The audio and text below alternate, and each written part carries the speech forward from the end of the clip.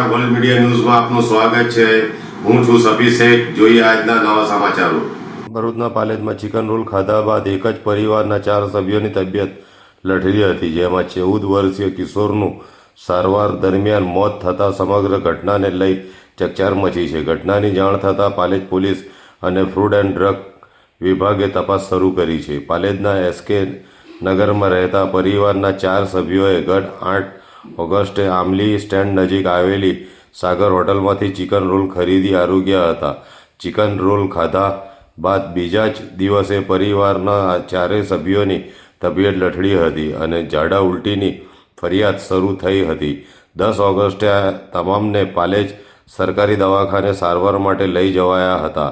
જોકે 14 વર્ષીય પૂર્વ કુમારની તબિયત વધુ બગડતા તેને ભરૂચ સિવિલ હોસ્પિટલ અને ત્યારબાદ વડોદરાની એસએસજી હોસ્પિટલમાં ખસેડ્યા હતો, જ્યાં સારવાર દરમિયાન પૂર્વ કુમારનું મોત નીપજ્યું હતું।